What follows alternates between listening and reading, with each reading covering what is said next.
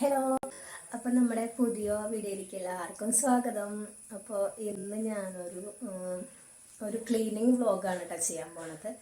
കാര്യമായിട്ടുള്ള ക്ലീനിങ് ഒന്നുമില്ല, അത് ഞാൻ ആകെ കിച്ചൺ മാത്രമേ ക്ലീൻ ചെയ്യണുള്ളൂ. അപ്പോൾ പിന്നെ എല്ലാവരെയും ഒറ്റ ദിവസം കൊണ്ട് ചെയ്യാനായിട്ട് പറ്റില്ല, അപ്പോൾ ഓരോ ദിവസം ഓരോ ഭാഗമായിട്ട് ചെയ്യാം. പിന്നെ ഞാൻ വിചാരിച്ചു കിച്ചൻ്റെ വ്ലോഗായിട്ട് എടുക്കാമെന്ന്.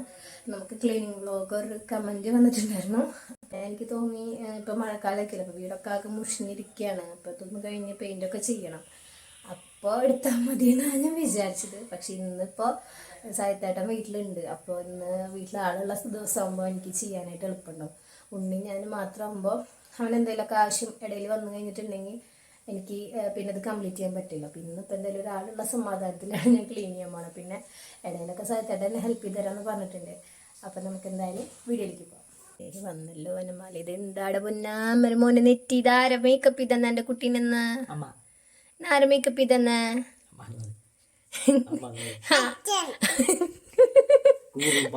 അച്ഛ ബ്രൂട്ടീഷൻ ചെയ്തിട്ട് എൻ്റെ മോനെ പുരിക്കം നോക്കി ദിഗംബരൻ്റെ പുരികായില്ലേ. ദിഗംബരനാ ഞങ്ങള്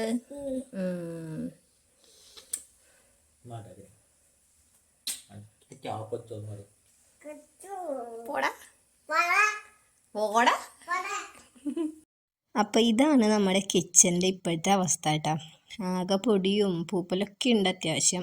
ഇനിയിപ്പോൾ ഇതൊക്കെ ഒന്ന് പൊടി തട്ടണം. മുകളിൽ ഇരിക്കുന്ന സാധനങ്ങളൊക്കെ ഹൗസ് വാമിങ്ങിന് കിട്ടിയിട്ടുള്ളതാണ് കേട്ടോ.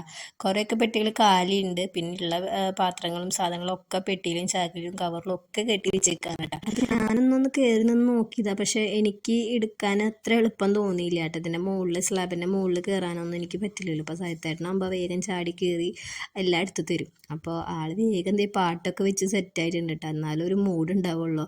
ബോറടിക്കാണ്ട് പണിയെടുക്കണം എന്നുണ്ടെങ്കിൽ അതൊക്കെ പറ്റുള്ളൂ എന്നാണ്. അങ്ങനെ നമുക്ക് കിട്ടിയ സാധനങ്ങളൊക്കെ ഇറക്കാൻ കേട്ടോ. ഇങ്ങനത്തെ പ്ലേറ്റുകളൊക്കെ ഇവിടെ ഉണ്ടെന്നുള്ള കാര്യം തന്നെ ഇപ്പോഴാണ് ഞാൻ അറിയണത്.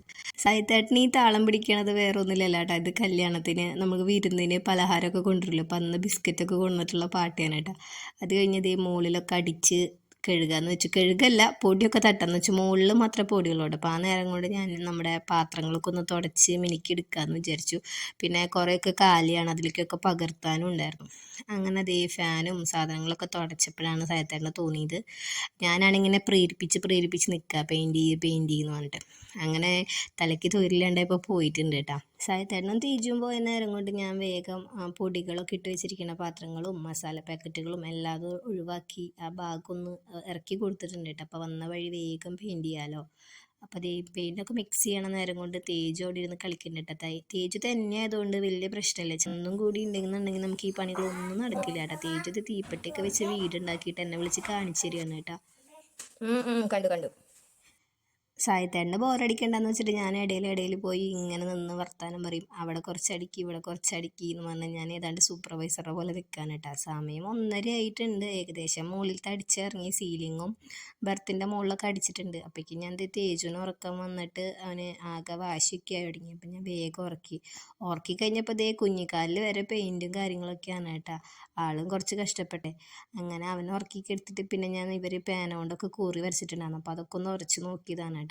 പിന്നെ എൻ്റെ ഒരു ആഗ്രഹം എന്ന് പറഞ്ഞിട്ട് ഞാൻ റോളർ എടുത്തിട്ടൊന്ന് പെയിൻറ്റ് ചെയ്ത് നോക്കുന്നുണ്ട് കേട്ടോ. അങ്ങനെ മുകൾ ഭാഗത്തേക്ക് അടിച്ചിറങ്ങിയിട്ട് നമ്മൾ ഫുഡ് കഴിച്ചേട്ടാ. ഫുഡൊക്കെ കഴിച്ച് പിന്നെ ഇരുന്ന പോലും ഇല്ല. കാരണം ചന്തു സ്കൂൾ വിട്ട് വരുമ്പോഴേക്കും ഇത് ഏതാണ്ടൊക്കെ എത്തിക്കണം എന്നുണ്ടായിരുന്നു കേട്ടോ. കാരണം അവൻ വന്നു കഴിഞ്ഞിട്ടുണ്ടെങ്കിൽ പിന്നെ അവന് പെയിൻ്റ് അടിക്കാനൊക്കെ വാശിയൊക്കെ തുടങ്ങും ചിലപ്പോൾ. അപ്പോൾ അത് കാരണം ആ പരിപാടി വേഗം തീർക്കാമെന്ന് വിചാരിച്ചു. അങ്ങനെ സാധനങ്ങളൊക്കെ കയറ്റി നമ്മുടെ താഴത്തെ സ്ലാബുകളും എല്ലാം അടിച്ചിട്ടുണ്ട്.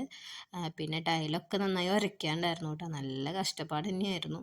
അങ്ങനെ കഷ്ടപ്പാടിനൊടുവിൽ എല്ലാ സാധനങ്ങളും നമ്മൾ നല്ല ഭംഗിയാക്കി വെച്ചിട്ടുണ്ട് കേട്ടോ. കിച്ചണായതുകൊണ്ട് തന്നെ നമുക്ക് കുറേ സാധനങ്ങൾ ഒതുക്കാനും പെറുക്കാനും ഒക്കെ ഉണ്ടാവും. പിന്നെ കുറേ കളയാനുണ്ടാവും. നമ്മൾ എടുത്തെടുത്ത് വെക്കും. എന്തിനേലൊക്കെ ആവശ്യം വരും എന്ന് പറഞ്ഞ് എടുത്ത് വെച്ചാലും പിന്നെ നമ്മളത് എടുക്കുക പോലും ഇല്ല. അങ്ങനെ കുറേ സാധനങ്ങൾ ഇരിക്കുന്നുണ്ടായിരുന്നു കേട്ടോ. അപ്പോൾ അതൊക്കെ കളഞ്ഞിട്ടുണ്ട്.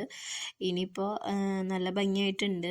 അപ്പോൾ നമ്മുടെ ക്ലീനിങ് വ്ളോഗ് ഇവിടെ തീരുകയാണ്. അപ്പോൾ നമുക്ക് പുതിയ വീഡിയോ ആയിട്ട് ഇനിയും കാണാം. അപ്പോൾ അതുവരെ എല്ലാവർക്കും ടാറ്റാ ബൈ ബൈ.